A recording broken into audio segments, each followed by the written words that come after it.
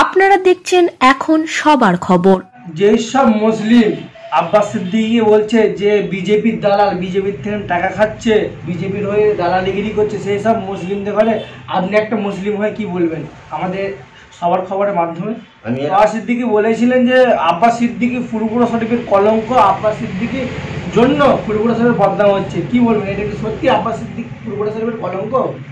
মুখ্যমন্ত্রী মমতা ব্যানার্জি বলেছে যে প্রচুর পরিযায়ী শ্রমিকদের কাজ দেওয়া হয়েছে। কি কাজ দেওয়া হয়েছে আপনাদের? যে ট্রেন বিক্রি হলো, আদানিকে যে ট্রেন বিক্রি করে দিল, কি বলবেন? দিলীপ ঘোষ যে মুখ্যমন্ত্রী হওয়ার স্বপ্ন দেখছে, যে দিলীপ ঘোষের মুখে সবসময় দাঙ্গা, কখনো বলছে মেয়েরে হাড় ভেঙে দেবো, কখনো বলছে অনাথ করে দেবো, কখনো বলছে মানে বউ ছেলেদের মুখ দেখতে দেবো না, কখনো বলছে করোনা ভাইরাস আমাদের ওয়েস্ট বেঙ্গলে নেই, আমাদের ঘরে বিজেপিকে রোকার জন্যে দিদি মানে শুধু শুধু লকডাউন করছে। এগুলো কি একটা মানে রাজ্য সভাপতির মুখে এসব কথা মানায়? প্রিয় দর্শক, আপনারা দেখছেন এখন সবার খবর। আজকে আমরা আমাদের রাজ্যে ওয়েস্ট বেঙ্গল বেশ কিছু বিষয় নিয়ে আমরা আজকে আলোচনা করব। আমরা কথা বলবো এক পরিযায়ী শ্রমিকের সাথে। পরিযায়ী শ্রমিক লকডাউনে তাদের কীভাবে চলেছে, বা লকডাউন এখনও পর্যন্ত ঠিক লকডাউন চলছে আমাদের ওয়েস্ট বেঙ্গলে। পরিযায়ী শ্রমিক, আপনার নাম কি? আমার নাম শেখ ইয়াকুব আলী। আপনি কোথায় থাকা হয়? আমি তামিলনাড়ু থাকি। তামিলনাড়ু। লকডাউনে আমাদের ওয়েস্ট বেঙ্গলে ছিলেন? না, আমি এখানে ছিলাম। এখানেই ছিলেন? বাড়ি যাওয়া হয়েছিল? বাড়ি যাওয়া ছিল আমার গাড়ি করে গাড়ি। আচ্ছা, যে লকডাউনে যে আপনি বাড়ি গিয়েছিলেন, মুখ্যমন্ত্রী মমতা ব্যানার্জি আমাদের ওয়েস্ট বেঙ্গল যে সরকার কিছু সাহায্য পেয়েছিলেন? না, পাননি। যে বলা হয়েছিল যে পরিযায়ী শ্রমিকদের যে 14,000 টাকা করে দেওয়া হবে, তারা প্রত্যেক পরিযায়ী শ্রমিকদের, সেই টাকা আপনারা পেয়েছেন?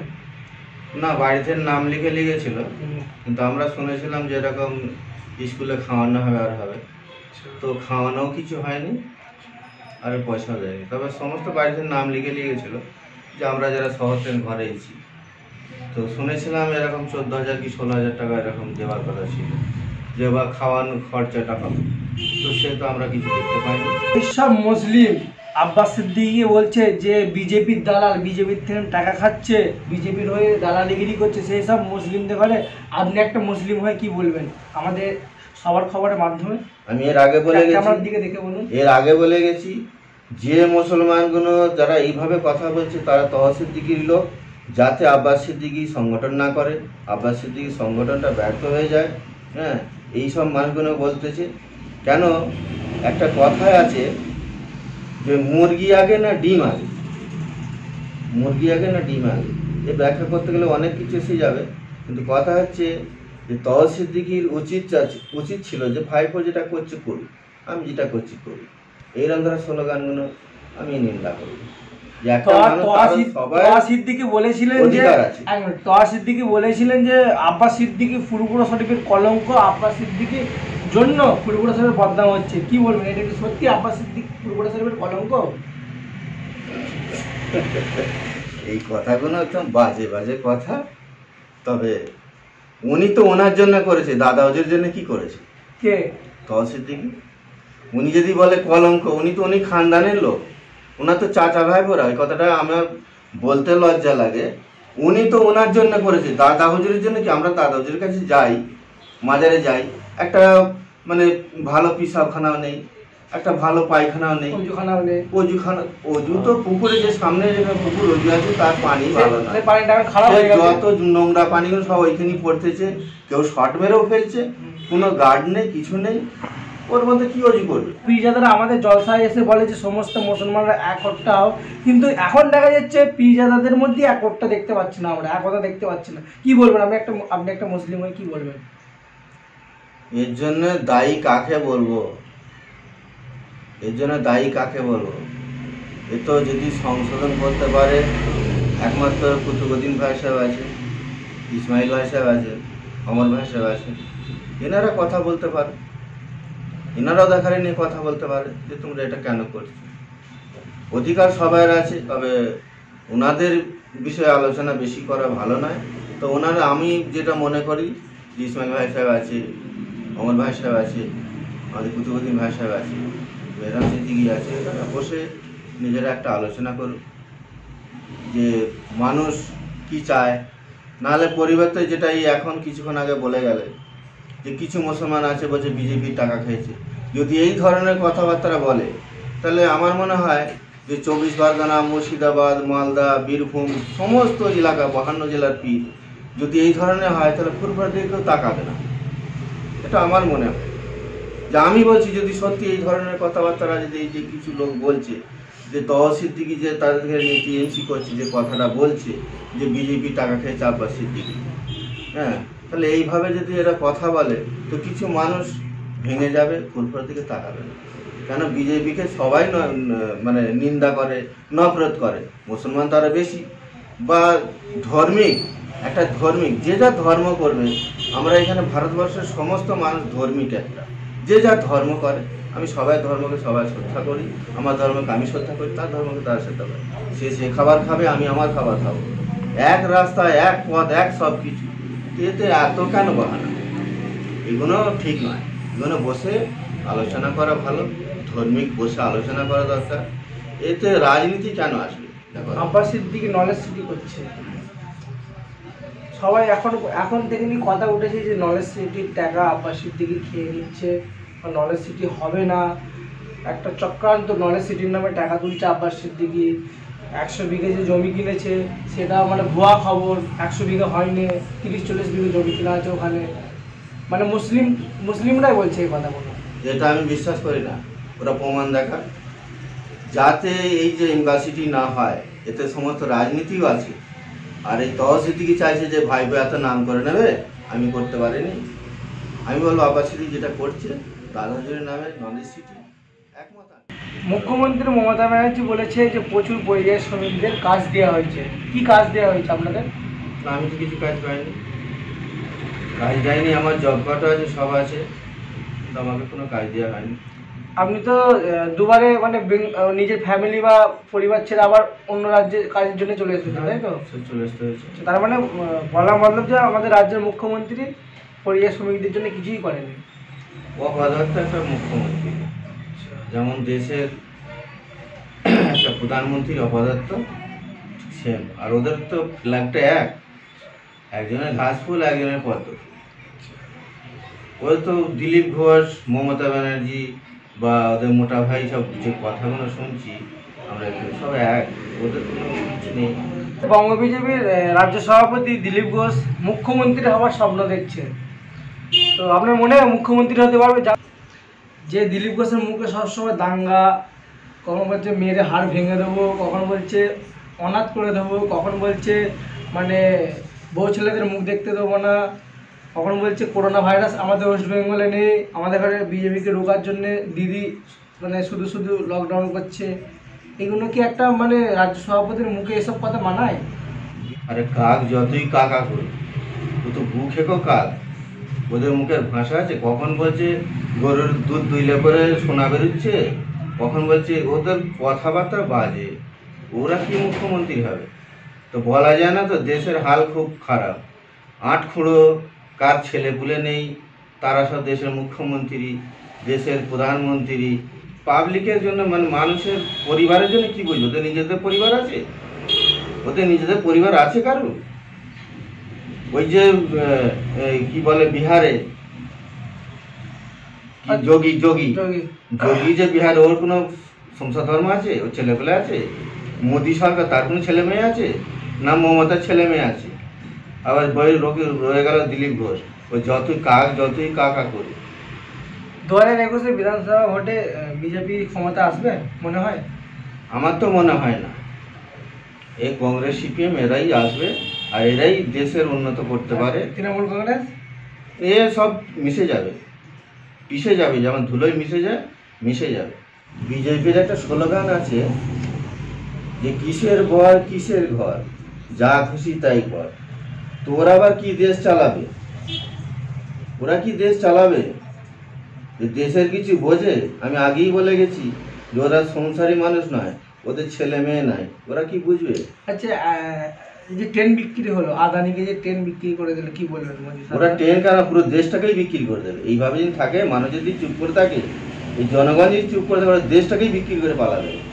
যেমন শেখ মুজিবুর রহমান বাংলাদেশে শুনেছিলাম, তখন ছোট ছিলাম, বলে ওরা বিক্রি করে পালাচ্ছে, তবেই তো মুজিবাকে গুলি করে মেরে দিল, না তো ইংল্যান্ডকে না কাকে বিক্রি করে দিত। এরাও কোনো দেশ বিক্রি করে পালাবে, যার জন্য ব্যাংকগুলো যখন তখন হাত তুলে দিতে পারে এমন করে, যা ব্যাংক দেওয়ালা। গরিব মানুষরা স্যাটেলাইটে ভেঙে পড়ে যাবে, সব নেই। স্যাটেলাইটে যদি ভেঙে পড়ে যায় না, সব নেই। এখন সব কম্পিউটার। এখন ব্যাংকে গেলে লাইন, যে থেকে নোটবন্দি হচ্ছে সেই থেকে লাইন সব জায়গায় লাগে, ব্যাংকে তো লাইন। নোটবন্দি যখন হয়, মোদি বলেছিল যে কালাধন বাবাস আসবো, কালাধন বাবাস এসছে। কালাধন, যাদের কালাধন ছিল তাদের হোয়াইট মানি হয়ে গেছে, আর ওদেরই বেশি। ওই যে RSS এর লোক, যে মানে বিজেপি কি বলে ওইসব পার্টি, RSS এর যে লোক, ওদেরই টাকা বেশি ছিল, ওদেরই সব এরকম হয়েছে, হোয়াইট মানি করে নিয়েছে। শাসক দলের প্রত্যেকটা নেতা বলে যে আমাদের মানে আমরা কন্যাশ্রী, যুবশ্রী, 2 টাকা কেজি চাল, প্রত্যেকটা নেতা মন্ত্রীরা বলে যে তাদের কি শুধু এই 3টে কাজ করার জন্যই ক্ষমতায় নিয়ে আসা হয়েছিল, না আরও কিছু পাওয়ার জন্য? ওদেরকে নিয়ে আসে তো আমাদের হেল্পের জন্য, ওদের শুধু মাইনে নেওয়ার জন্য? ওরা কি শুধু ঘরে বসে মাইনে নেবে? ওরা শুধু বলে যে কন্যাশ্রী, যুবশ্রী 2 টাকা কেজি চাল। 2 টাকা, আমরা তো সুবিধার জন্য তাদেরকে ভোট দিয়েছি, তাদেরকে নেতা করেছি, মুখ্যমন্ত্রী করেছি, এসব সরকার তাদেরকে রাখা হয়েছে। আমরা তো সুবিধার জন্যই না, ওরা খালি বসে বসে মাইনেটা নেবে। ওদের আজ মাইনে কত? আজ শ্রমিকের মাইনে কত? আমরা খেরমেজদের মেহনতি মানুষ, আমাদের কত করে রোজ? 250 টাকা, 200 টাকা, কি হাই 300 টাকা, ওর বেশি তো নয়। রাত দিন মেহনত করতে হয়। ওদের মাস্টারদের, সরকারজীবী যারা আছে, তাদের রোজ কত, তাদের মাইনে কত, আর আমাদের রোজ কত, মাইনে কত? আমাদের যত কম করে হোক 10,000 12,000 টাকা মাইনে, রাত দিন মেহনত করে, আর ওদের রোজ একটা কত, মাস্টারের রোজ কত? আচ্ছা, এবারে আপনার ইচ্ছা ছিল যে আমাদের রাজ্য মুখ্যমন্ত্রী পরিযায়ী শ্রমিকদের জন্য কিছু করবে, আশা রেখেছিলেন? আশা তো রেখেছিলাম করবে, উনি যেভাবে কথা বলেছে, কিন্তু দেখলাম লাস্ট পর্যন্ত যে আমে দুধে মিশে গেল, আঁটি গড়া বেরিয়ে গেল। আপনি তো একটা মুসলিম, আব্বাস সিদ্দিকির উপরে যে হামলা হলো, আব্বাস সিদ্দিকি 2021-এ বিধানসভা চুনাব লড়বে, 44টা প্রার্থী নিশ্চয়ই শুনেছেন, যেহেতু আপনার ওই এলাকায় বাড়ি, তো আপনি কি আব্বাস সিদ্দিকিকে সমর্থন করবেন? 100 বার। গণতন্ত্র রাষ্ট্র, আমরা ভোট দিয়ে সরকার তৈরি করি, তারও ইচ্ছা আছে, যেমন দিদি বা দিলীপ ঘোষ, ওর নামটা কি যে বেশ আছে, ওরা সব ধরে নিয়ে আসছে বাদ থেকে। ওরা তো আমাদের পশ্চিমবাংলার মানুষ নয়, আর এই পশ্চিমবাংলার মানুষের তো দায়িত্ব বেশি থাকতে পারে যে পশ্চিমবাংলা। কিছু মুসলমান দেখতে পাচ্ছে আব্বাস সিদ্দিকির বিরোধিতা করছে, তারা কি সঠিক বিরোধিতা করছে আব্বাস সিদ্দিকির বিরুদ্ধে? দেখো, বিরোধিতা সব জিনিসই হয়, কেউ ভালো কাজ করলেও বিরোধিতা হয়, আর খারাপ কাজ করলেও বিরোধিতা হয়। কিন্তু কথা হচ্ছে, এই যে মমতা, সে একটা বিজেপিকে যখন পশ্চিমবাংলায় ঢোকালো, সেও তো গণতন্ত্র রাষ্ট্র, পশ্চিমবাংলার মানুষ, বাসিন্দা, তো তারও তো সংগঠন করার অধিকার আছে। তো আব্বাস সিদ্দিকির উপর হামলা হলে কি বলবেন? এ তো জঘন্য নিন্দা করে। শাসক দলের বিধায়ক শওকত মোল্লা, আমি শওকত মোল্লা, যে ওই যে মোল্লা টাইটেলটা একমাত্র দাদা হুজুরই দিয়েছিল, মোল্লা বলে কোনো টাইটেল নেই। ওদের বংশ হচ্ছে মল্লিক বংশধর। শওকত মোল্লা দাদা হুজুর পীর কিবলা নাম দিয়েছিলেন যে মল্লিক বলে ডেকো না, এদেরকে মোল্লা বলে ডেকো। মল্লিক কথাটা এদের লজ্জা লাগে, লজ্জা নয়, খারাপ। আচ্ছা, আব্বাস সিদ্দিকের সঙ্গে, তার জন্য দাদা হুজুর পীর কিবলা এই কথাটা বলেছিল যে মোল্লা বলে দেখার ডাক। আচ্ছা, আব্বাস সিদ্দিকের সঙ্গে মমতা ব্যানার্জির জোট হবে মনে হয়? আমার তো বিশ্বাস হয় না, কারণ চাচা ভাই মারামারি করবে। চাচাটাকে তও সিদ্দিকি। আচ্ছা, তও সিদ্দিকি টিএমসি করে, তাই তো? তবে ওনার, আমার মতে বলে যে একটা দলের মধ্যে গিয়ে কাজ করা উচিত। সে সিপিএমও হতে পারে, কংগ্রেসও হতে পারে, কারণ এখন মানুষ চাইছে, সিপিএমকেও চাইছে, কংগ্রেসকেও চাইছে, না বিজেপি না তৃণমূল। কেন? এরা মানুষ বুঝে গেছে। সিপিএমকে চাইছে বলছেন আপনি, সিপিএম তো 34 বছর অলরেডি ছিল, তাহলে সিপিএমকে যদি মানুষ চায়, তো তাহলে সিপিএমকে ফেলে দিলে দেখো সিপিএম আর কংগ্রেস যখন এখানে ভারতবর্ষে আসে তখন ব্রিটিশ সব কিছু নিয়ে চলে যায়, দেশে কিছু থাকে না। আমরা যখন ছোট আমাদের বয়স, আমরা মুগ ডাল সিদ্ধ খেয়েছি, আলু সিদ্ধ খেয়েছি, শাকসবজি এইসব সিদ্ধ বাগনা করে খেয়েছি, খেয়ে বেঁচেছি।